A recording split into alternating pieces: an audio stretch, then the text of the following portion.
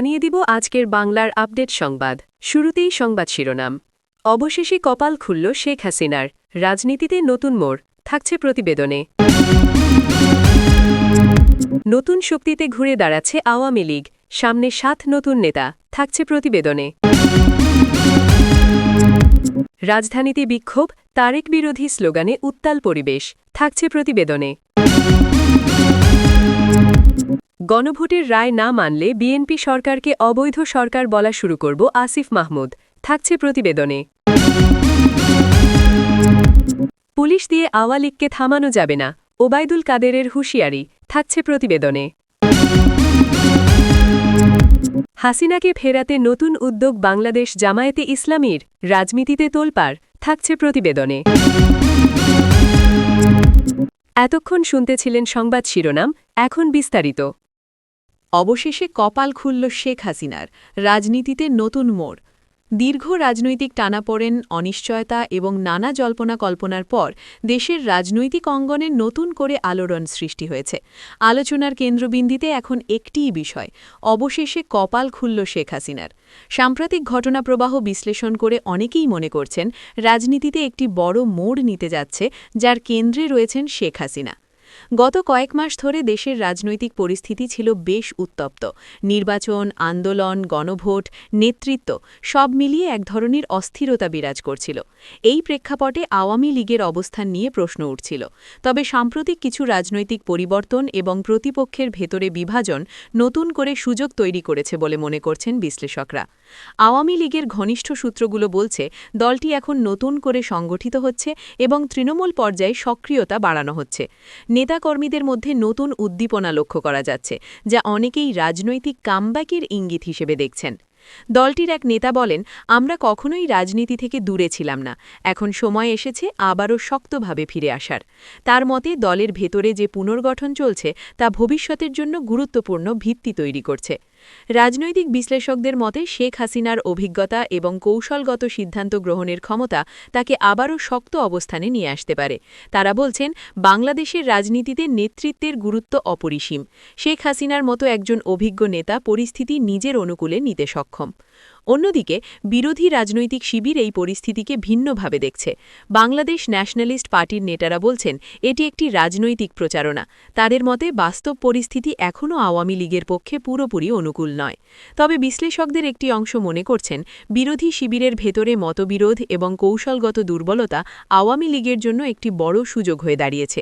বিশেষ করে নির্বাচন ও আন্দোলন ইস্যুতে ভিন্ন ভিন্ন অবস্থান রাজনৈতিক ভারসাম্য বদলে দিতে পারে।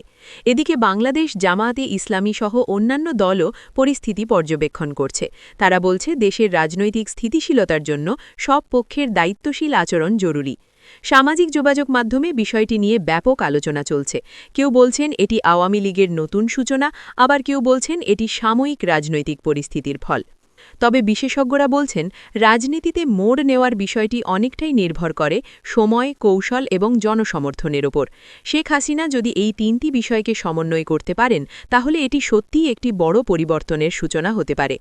দলীয় সূত্রগুলো আরও জানায়, সামনে বড় ধরনের রাজনৈতিক কর্মসূচি ঘোষণা করা হতে পারে, যা দলের পুনরুত্থানকে আরও জোরালো করবে।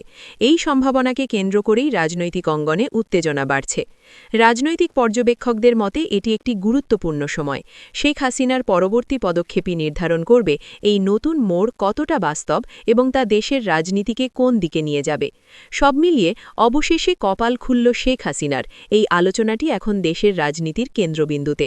শেখ হাসিনার নেতৃত্বে আওয়ামী লীগ কতটা শক্তভাবে ফিরে আসতে পারে তা এখন সময়ই বলে দেবে। এখন সবার দৃষ্টি এই নতুন মোড় কি স্থায়ী পরিবর্তনের রূপ নেবে, নাকি এটি কেবল সাময়িক রাজনৈতিক আবহ। তবে একটি বিষয় স্পষ্ট, বাংলাদেশের রাজনীতি আবারও একটি গুরুত্বপূর্ণ অধ্যায়ের সামনে দাঁড়িয়ে। নতুন শক্তিতে ঘুরে দাঁড়াচ্ছে আওয়ামী লীগ, সামনে ৭ নতুন নেতা। দীর্ঘ রাজনৈতিক টানাপড়ানের পর নতুন উদ্যমে ঘুরে দাঁড়ানোর প্রস্তুতি নিচ্ছে আওয়ামী লীগ, এমনটাই বলছেন দলীয় সূত্র ও রাজনৈতিক বিশ্লেষকরা। সংগঠনের ভেতরে পুনর্গঠন, তরুণ নেতৃত্বের উত্থান এবং কৌশলগত পরিবর্তনের ইঙ্গিত মিলছে। বিশেষ করে সামনে আনা হচ্ছে ৭ জন নতুন নেতার একটি সম্ভাব্য তালিকা, যা নিয়ে ইতোমধ্যেই রাজনৈতিক অঙ্গনে ব্যাপক আলোচনা শুরু হয়েছে। যদিও দলটির পক্ষ থেকে এখনও আনুষ্ঠানিকভাবে কোনো তালিকা প্রকাশ করা হয়নি, তবুও অভ্যন্তরীণ আলোচনায় নতুন নেতৃত্বকে সামনে আনার বিষয়টি গুরুত্ব পাচ্ছে বলে জানা গেছে। এই 7 নেতার মাধ্যমে দলটি নতুন প্রজন্মের কাছে নিজেদের আরও গ্রহণযোগ্য করে তুলতে চায় বলে ধারণা করা হচ্ছে।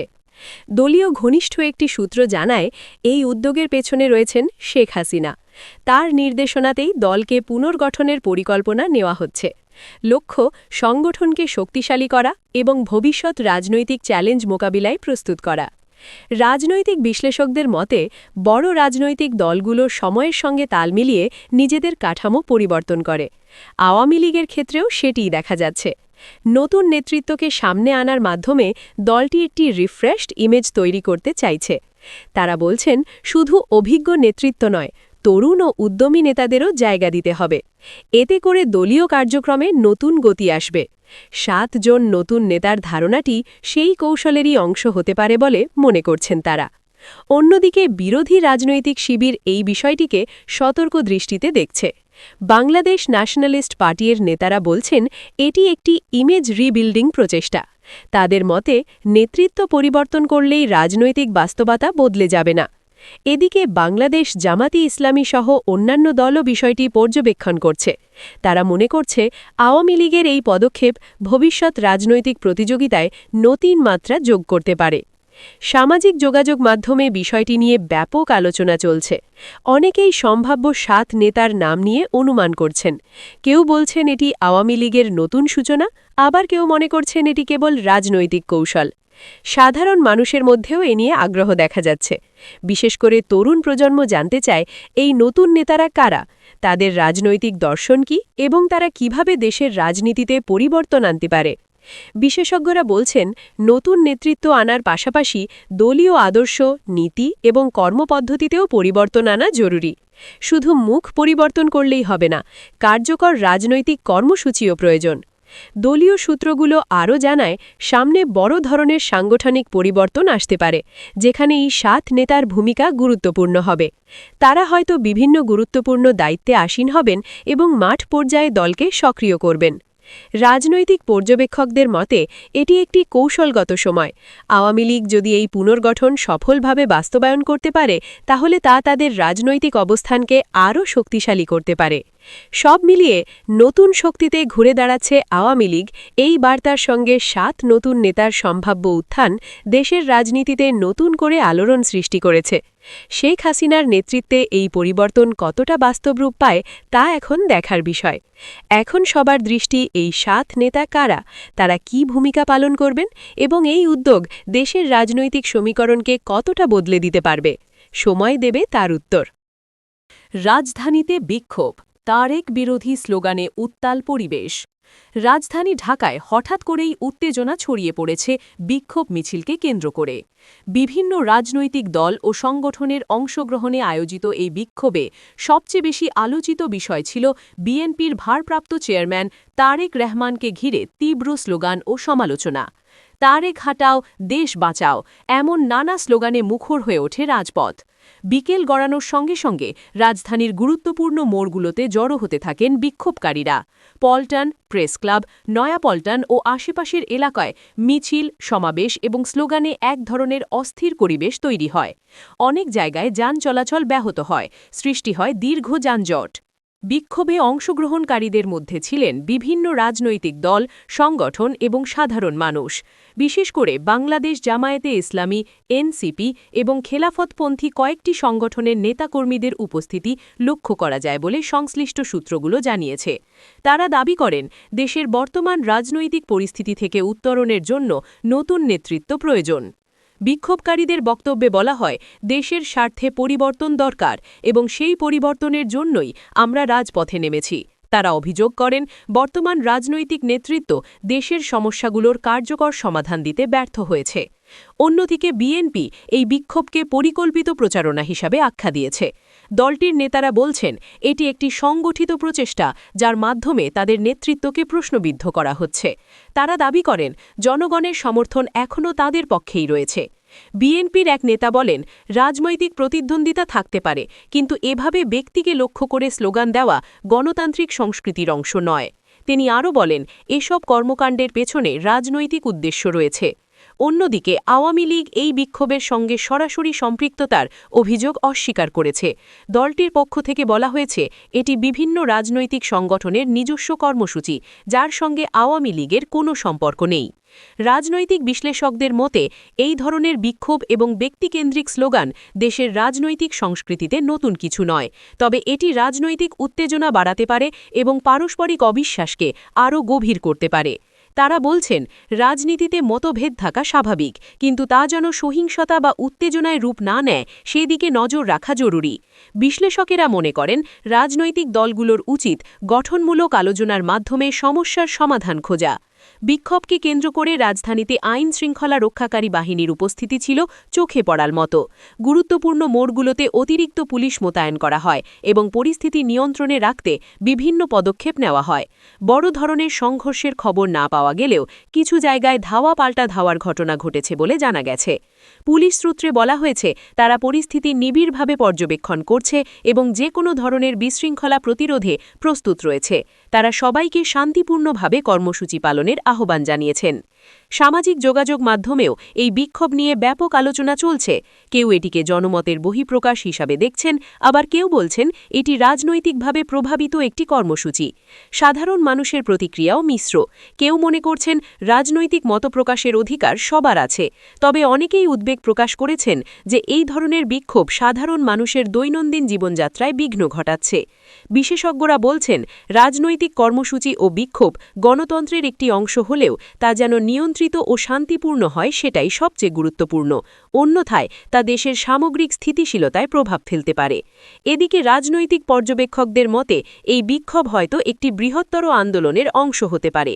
যদি এটি ধারাবাহিকভাবে চলতে থাকে, তাহলে তা দেশের রাজনৈতিক সমীকরণে উল্লেখযোগ্য প্রভাব ফেলতে পারে। তারা আরও বলেন, ব্যক্তিকেন্দ্রিক স্লোগান ও আন্দোলন দীর্ঘমেয়াদে কতটা কার্যকর হবে তা নির্ভর করে জনসমর্থন ও সংগঠনের সক্ষমতার উপর। সব মিলিয়ে রাজধানীতে তারেক বিরোধী স্লোগানে বিক্ষোভ দেশের রাজনীতিতে নতুন করে উত্তেজনা সৃষ্টি করেছে। তারেক রহমানকে ঘিরে এই রাজনৈতিক চাপ কতটা বাস্তব এবং এর প্রভাব কতদূর যাবে তা এখনই বলা কঠিন। এখন সবার দৃষ্টি, এই আন্দোলন কি আরও বড় আকার ধারণ করবে, নাকি এটি সাময়িক রাজনৈতিক উত্তেজনার মধ্যেই সীমাবদ্ধ থাকবে। তবে একটি বিষয় স্পষ্ট, রাজধানীর রাজপথ আবারও রাজনৈতিক লড়াইয়ের কেন্দ্রবিন্দুতে পরিণত হয়েছে। ক্ষমতাসীন বিএনপি সরকারকে হুঁশে ফিরে এসে সংস্কার প্রশ্নে সদিচ্ছা দেখানোর আহ্বান জানিয়েছেন জাতীয় নাগরিক পার্টির মুখপাত্র আসিফ মাহমুদ সজীব ভুঁইয়া।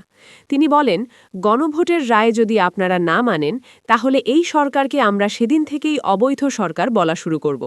আমরা এটার জন্য সময় নেব না। আপনারা যেমন আমাদের সব অর্জন ধূলিসাৎ করে দেওয়ার জন্য সময় নিচ্ছেন না, আমরাও কিন্তু সেটার জন্য সময় নেব না। বর্তমান সরকারের উদ্দেশ্যে এনসিপির এই নেতা আরও বলেন, আপনারা অনেক সময় বলেন 15-20 বছরে আর অভ্যুত্থান হবে না। এটার নজির বাংলাদেশে আছে। বাংলাদেশে যখন 69-এর অর্জনটা রক্ষা করা যায়নি, 71-এই মুক্তিযুদ্ধ হয়েছে। 24-এর অর্জন রক্ষা করা না গেলে আবার 26-27-এও এরকম কোনো ঘটনা ঘটে যেতে পারে। রবিবার সন্ধ্যায় রাজধানীর বাংলা মোটরে এনসিপির অস্থায়ী কেন্দ্রীয় কার্যালয়ে এক জরুরি সংবাদ সম্মেলনে এসব কথা বলেন আসিফ মাহমুদ। বিএনপি সরকারের গণভোটের রায় উপেক্ষা ও রাষ্ট্র সংস্কারের জরুরি অধ্যাদেশগুলো বাতিল এবং সমসাময়িক বিষয়ে অবস্থান জানাতে এই সংবাদ সম্মেলন ডাকা হয়। শুরু থেকে তারা সহযোগিতা করতে চাইলেও বর্তমান সরকার এমন পরিস্থিতি তৈরি করছে যে আন্দোলনে যাওয়া ছাড়া উপায় নেই বলে মন্তব্য করেন আসিফ মাহমুদ। তিনি বলেন, যে পরিস্থিতিতে আপনারা আমাদের ফেলে দিয়েছেন, এই পরিস্থিতিতে আমাদের রাজপথে নামা ছাড়া কোনো উপায় ছিল না। সামনের দিনে হয়তো আমাদের আরও বড় পরিসরে আন্দোলনের কথা ভাবতে হতে পারে। এটা কারুর জন্যই ভালো হবে না, পুরো দেশের জন্যই একটা ক্ষতি হবে। সরকারকে হুঁশে ফিরে এসে সদিচ্ছা দেখানোর আহ্বান জানান তিনি। আসিফ মাহমুদ অভিযোগ করে বলেন, যেসব অধ্যাদেশের মাধ্যমে প্রধানমন্ত্রী ও নির্বাহী বিভাগের ক্ষমতা বৃদ্ধি করা যায় সেগুলো রাখা হচ্ছে, কিন্তু যেসব অধ্যাদেশে জনগণের কাছে জবাবদিহির বিষয় আছে সেগুলো বাতিল করা হচ্ছে। তিনি বলেন, জনগুরুত্বপূর্ণ অধ্যাদেশগুলোকে অবশ্যই আইনে পরিণত করতে হবে। স্থানীয় সরকার অধ্যাদেশ সহ যে অধ্যাদেশগুলো সেই সময়ের প্রয়োজনে বিশেষ পরিস্থিতিতে করা হয়েছে সেগুলোকে বাতিল করতে হবে। স্থানীয় সরকারের নির্বাচিত প্রতিনিধিদের যে কোনো সময় অপসারণের ক্ষমতা নির্বাহী বিভাগের কাছে রেখে দেওয়ার বিষয়টিকে দেশের গণতন্ত্রের জন্য অত্যন্ত হুমকিস্বরূপ বলে আখ্যায়িত করেন এনসিপির মুখপাত্র। তথ্য অধিকার সংশোধন অধ্যাদেশকে বিল আকারে সংসদে না তোলারও সমালোচনা করেন আসিফ মাহমুদ। সিটি কর্পোরেশনে প্রশাসক নিয়োগের প্রক্রিয়া সম্পর্কে আসিফ মাহমুদ বলেন, যে প্রক্রিয়ায় প্রশাসক নিয়োগ করা হচ্ছে এর মধ্য দিয়েই স্বৈরাচারের জন্ম হয়। আমরা বিগত সময়ে ফ্যাসিবাদ দেখেছি, এখন স্বৈরাচারের সব লক্ষণ দেখা যাচ্ছে। জনগুরুত্বপূর্ণ অধ্যাদেশ বাতিলের বিরুদ্ধে অন্তর্বর্তী সরকারের উপদেষ্টাদেরও সরব হওয়ার আহ্বান জানান আসিফ মাহমুদ। তিনি বলেন, উপদেষ্টারা এখন এক ধরনের নীরবতা পালন করছেন, যদিও আওয়ামী লীগ সরকারের সময় তারা অনেকেই খুবই ভোকাল বা সোচ্চার ছিলেন। আমরা মনে করি অন্তর্বর্তী সরকারের উপদেষ্টাদের আওয়ামী লীগ সরকারের সময়ে যে ভূমিকাটা ছিল অন্তত সেখানে ফিরে আসা উচিত, কোনো ভয় ভীতি রাখা উচিত নয়, বলেন আসিফ মাহমুদ। সংবাদ সম্মেলনে এনসিপির যুগ্ম আহ্বায়ক সারোয়ার তুষার বলেন, হানিমুন পিরিয়ড শেষ না হতেই বিএনপি সরকার রাষ্ট্র সংস্কার ও মেরামতের কবর রচনা করেছে। গুরুত্বপূর্ণ সংস্কারের অন্তত 40% ইতিমধ্যে তারা গায়েব করে দিয়েছে। যে পথে বিএনপি যাচ্ছে এটা একটা আত্মঘাতী ও বেপরোয়া পথ। এনসিপির যুগ্ম আহ্বায়ক মনিরা শারমিন এই সংবাদ সম্মেলন সঞ্চালনা করেন। অভিযোগ করেন দলের যুগ্ম আহ্বায়ক জাবেদ রাসিন। পুলিশ দিয়ে আওয়ামী লীগকে থামানো যাবে না, হুঁশিয়ারি ওবায়দুল কাদেরের। উত্তপ্ত রাজনীতি। দেশের রাজনৈতিক অঙ্গনে নতুন করে উত্তেজনা ছড়িয়েছে ওবায়দুল কাদেরের এক মন্তব্যকে কেন্দ্র করে। তিনি বলেছেন, পুলিশ দিয়ে আওয়ামী লীগকে থামানো যাবে না। এই বক্তব্য ঘিরে শুরু হয়েছে তুমুল আলোচনা, প্রতিক্রিয়া এবং পাল্টাপাল্টি বক্তব্য। এই মন্তব্যকে কেন্দ্র করে আবারও আলোচনায় এসেছে আওয়ামী লীগের রাজনৈতিক অবস্থান, রাজপথের কৌশল এবং দলটির ভবিষ্যৎ কর্মসূচি। দলীয় একটি সভা ও সাম্প্রতিক রাজনৈতিক পরিস্থিতি নিয়ে আলোচনার সময় ওবায়দুল কাদের এই মন্তব্য করেন বলে দলীয় সূত্রগুলো জানিয়েছে। তিনি বলেন, আওয়ামী লীগ একটি বৃহৎ রাজনৈতিক শক্তি যা জনগণের সমর্থনে দাঁড়িয়ে আছে। কোনো প্রশাসনিক চাপ বা আইনশৃঙ্খলা বাহিনীর উপস্থিতি দিয়ে এই শক্তিকে দমন করা সম্ভব নয়। তার এই বক্তব্য অনেকেই রাজনৈতিক বার্তা হিসেবে দেখছেন, যা দলীয় নেতাকর্মীদের উৎসাহিত করার পাশাপাশি প্রতিপক্ষের প্রতি একটি কৌশলগত সংকেত হিসেবেও বিবেচিত হচ্ছে। আওয়ামী লীগের নেতাকর্মীরা এই বক্তব্যকে ইতিবাচকভাবে গ্রহণ করেছেন। তাদের মতে এটি দলের মনোবল বাড়িয়েছে এবং তৃণমূল পর্যায়ে নতুন করে উদ্দীপনা সৃষ্টি করেছে। একজন নেতা বলেন, আমরা সবসময় শান্তিপূর্ণ রাজনীতিতে বিশ্বাস করি, কিন্তু আমাদের সাংগঠনিক শক্তিকে কেউ অবমূল্যায়ন করতে পারবে না। দলীয় সূত্রগুলো জানায়, সামনে বড় ধরনের রাজনৈতিক কর্মসূচি আসতে পারে, যেখানে এই বক্তব্য গুরুত্বপূর্ণ ভূমিকা রাখবে। অন্যদিকে বাংলাদেশ ন্যাশনালিস্ট পার্টি এই বক্তব্যের তীব্র সমালোচনা করেছে। তাদের দলের নেতারা বলছেন, এটি একটি উত্তেজনাপূর্ণ এবং দায়িত্বজ্ঞানহীন মন্তব্য, যা রাজনৈতিক পরিবেশকে আরও উত্তপ্ত করতে পারে। বিএনপির এক নেতা বলেন, আইনশৃঙ্খলা বাহিনী রাষ্ট্রের অংশ, তাদের বিরুদ্ধে এমন বক্তব্য দেওয়া গণতান্ত্রিক চর্চার পরিপন্থী। তারা আরও দাবি করেন, আওয়ামী লীগ রাজপথে নিজেদের শক্তি দেখাতে চাইলেও বাস্তব পরিস্থিতি ভিন্ন। বিশ্লেষকদের মতে এই বক্তব্যকে সরাসরি সংঘাতের আহ্বান হিসেবে না দেখে রাজনৈতিক ভাষ্যের অংশ হিসেবে বিবেচনা করা উচিত। তারা বলছেন, বাংলাদেশের রাজনীতিতে শক্ত অবস্থান প্রদর্শনের জন্য নেতারা অনেক সময় এমন বক্তব্য দেন যা দলীয় কর্মীদের উদ্দীপিত করে। একজন বিশ্লেষক বলেন, এটি মূলত একটি প্রাতিশিক বার্তা, দলকে সংগঠিত রাখা এবং মাঠে সক্রিয় থাকার আহ্বান। এই বক্তব্যের পর রাজধানীসহ বিভিন্ন এলাকায় আইনশৃঙ্খলা বাহিনীর উপস্থিতি কিছুটা বাড়ানো হয়েছে বলে জানা গেছে। সম্ভাব্য রাজনৈতিক কর্মসূচিকে কেন্দ্র করে নিরাপত্তা ব্যবস্থা জোরদার করা হচ্ছে। পুলিশ সূত্রে জানানো হয়েছে, তারা পরিস্থিতি পর্যবেক্ষণ করছে এবং শান্তি শৃঙ্খলা বজায় রাখতে প্রস্তুত রয়েছে। তারা সবাইকে আইন মেনে শান্তিপূর্ণ কর্মসূচি পালনের আহ্বান জানিয়েছে। সামাজিক যোগাযোগ মাধ্যমেও বিষয়টি নিয়ে ব্যাপক আলোচনা চলছে।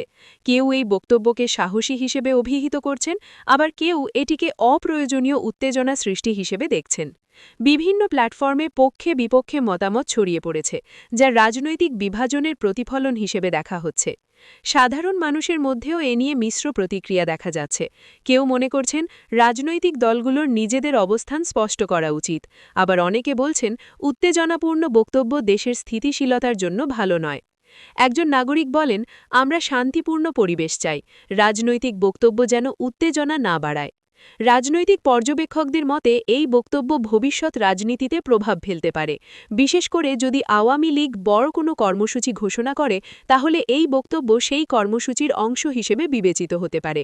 তারা বলছেন এটি একটি মোবিলাইজেশন স্ট্র্যাটেজি, যার মাধ্যমে দলকে মাঠে সক্রিয় রাখার চেষ্টা করা হচ্ছে। সব মিলিয়ে পুলিশ দিয়ে আওয়ামী লীগকে থামানো যাবে না, এই মন্তব্য দেশের রাজনৈতিক অঙ্গনে নতুন করে উত্তেজনা সৃষ্টি করেছে। ওবায়দুল কাদেরের এই মন্তব্য শুধু একটি মন্তব্য নয়, বরং একটি রাজনৈতিক বার্তা, যা বিভিন্নভাবে ব্যাখ্যা করা হচ্ছে। আওয়ামী লীগের জন্য এটি হতে পারে নতুন উদ্দীপনার উৎস, আর বাংলাদেশ ন্যাশনালিস্ট পার্টির জন্য একটি সমালোচনার বিষয়। এখন সবার দৃষ্টি এই বক্তব্যের পর রাজনৈতিক দলগুলো কী পদক্ষেপ নেয় এবং তা দেশের সামগ্রিক রাজনৈতিক পরিবেশকে কোন দিকে নিয়ে যায়। সময়ের সাথে সাথে স্পষ্ট হবে এটি কেবল একটি বক্তব্য ছিল নাকি এটি ভবিষ্যৎ বড় রাজনৈতিক ঘটনার সূচনা। দেশের রাজনৈতিক অঙ্গনে নতুন করে চাঞ্চল্য সৃষ্টি করেছে একটি আলোচিত গুঞ্জন, জামায়াতে ইসলামী নাকি আওয়ামী লীগ সভাপতি শেখ হাসিনাকে দেশে ফেরাতে নতুন কোনো উদ্যোগ নিচ্ছে। বিষয়টি নিয়ে রাজনৈতিক মহলে শুরু হয়েছে তুমুল আলোচনা, জল্পনা ও পাল্টাপাল্টি ব্যাখ্যা। তবে এ বিষয়ে এখনও কোনো আনুষ্ঠানিক ঘোষণা বা নিশ্চিত তথ্য পাওয়া যায়নি। সংশ্লিষ্ট কোনো পক্ষই প্রকাশ্যে এই ধরনের উদ্যোগের কথা স্বীকার করেনি, ফলে বিষয়টি এখনও গুঞ্জন ও বিশ্লেষণের পর্যায়েই রয়েছে। রাজনৈতিক সূত্রগুলো বলছে, সাম্প্রতিক সময়ে দেশের রাজনীতিতে নানা ধরনের পরিবর্তনের ইঙ্গিত পাওয়া যাচ্ছে। বিরোধী শিবিরের ভেতরে কৌশলগত পুনর্বিন্যাস, নতুন জোটের সম্ভাবনা এবং নির্বাচন ঘিরে অনিশ্চয়তা সব মিলিয়ে নতুন ধরনের আলোচনা সামনে আসছে। এই প্রেক্ষাপটেই শেখ হাসিনাকে ঘিরে নতুন করে নানা বক্তব্য উঠে আসছে। বাংলাদেশ জামায়াতে ইসলামীর ঘনিষ্ঠ একটি সূত্র দাবি করেছে, দলটি দেশের সামগ্রিক রাজনৈতিক স্থিতিশীলতার প্রশ্নে সব পক্ষকে অন্তর্ভুক্ত করার একটি ধারণা নিয়ে ভাবছে। তবে তারা সরাসরি শেখ হাসিনাকে ফেরানোর কোনো পরিকল্পনার কথা নিশ্চিত করেনি। দলটির এক নেতা বলেন, আমরা দেশের রাজনৈতিক সমাধান চাই, কোনো ব্যক্তিকে ঘিরে নয়, বরং একটি গ্রহণযোগ্য রাজনৈতিক কাঠামো গড়ে তোলাই আমাদের লক্ষ্য। তার এই বক্তব্য অনেকেই ভিন্নভাবে ব্যাখ্যা করছেন। অন্যদিকে আওয়ামী লীগের নেতারা বিষয়টি নিয়ে প্রকাশ্যে খুব বেশি কথা না বললেও দলটির ঘনিষ্ঠ মহল এই গুঞ্জনকে একটা অবাস্তব বলে মনে করছে। তাদের মতে আওয়ামী লীগের নিজস্ব রাজনৈতিক কৌশল রয়েছে এবং তারা কোনো বাইরের উদ্যোগের উপর নির্ভর করে না। বাংলাদেশ ন্যাশনালিস্ট পার্টির নেতারাও এই বিষয়টি নিয়ে সতর্ক প্রতিক্রিয়া জানিয়েছেন। তারা বলছেন, এটি একটি রাজনৈতিক প্রচারণা হতে পারে, যার মাধ্যমে জনমনে বিভ্রান্তি তৈরি করার চেষ্টা চলছে। রাজনৈতিক বিশ্লেষকদের মতে এই ধরনের গুঞ্জন সাধারণত তখনই বেশি ছড়ায় যখন রাজনৈতিক পরিস্থিতি অনিশ্চিত থাকে। তারা বলছেন, এটি হয়তো বাস্তব কোনো উদ্যোগ নয়, বরং রাজনৈতিক বার্তা বা কৌশলের অংশ হতে পারে। তারা আরও বলেন, শেখ হাসিনার মতো একজন প্রভাবশালী নেতাকে ঘিরে যে কোনো আলোচনা স্বাভাবিকভাবেই বড় আকার ধারণ করে, ফলে এমন গুঞ্জন দ্রুত ছড়িয়ে পড়ে এবং তা নিয়ে ব্যাপক আলোচনা শুরু হয়। সামাজিক যোগাযোগ মাধ্যমেও বিষয়টি নিয়ে তুমুল প্রতিক্রিয়া দেখা যাচ্ছে। কেউ বলছেন এটি রাজনীতিতে নতুন সমঝোতার ইঙ্গিত, আবার কেউ এটিকে ভিত্তিহীন গুজব হিসেবে আখ্যা দিচ্ছেন। সাধারণ মানুষের মধ্যেও বিষয়টি নিয়ে কৌতূহল রয়েছে।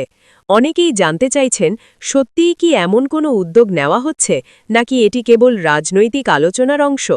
বিশেষজ্ঞরা বলছেন, বাংলাদেশের রাজনীতিতে জোট, সমঝোতা এবং কৌশলগত পরিবর্তন নতুন কিছু নয়। তবে কোনো বড় সিদ্ধান্ত বাস্তবায়নের জন্য প্রয়োজন আনুষ্ঠানিক ঘোষণা এবং সুস্পষ্ট পদক্ষেপ। এদিকে আইন শৃঙ্খলা ও প্রশাসনিক দৃষ্টিকোণ থেকেও বিষয়টি গুরুত্বপূর্ণ হয়ে উঠতে পারে বলে মনে করছেন বিশ্লেষকরা। কারণ বড় ধরনের রাজনৈতিক পরিবর্তন হলে তা সামগ্রিক পরিস্থিতির ওপর প্রভাব ফেলতে পারে। সব মিলিয়ে হাসিনাকে ফেরাতে জামায়াতের নতুন উদ্যোগ এই গুঞ্জন দেশের রাজনীতিতে নতুন করে তোলপাড় সৃষ্টি করেছে। বাংলাদেশ জামায়াতে ইসলামী, আওয়ামী লীগ এবং বাংলাদেশ ন্যাশনালিস্ট পার্টি এই তিনটি বড় রাজনৈতিক শক্তিকে ঘিরে এখন নতুন করে আলোচনা শুরু হয়েছে।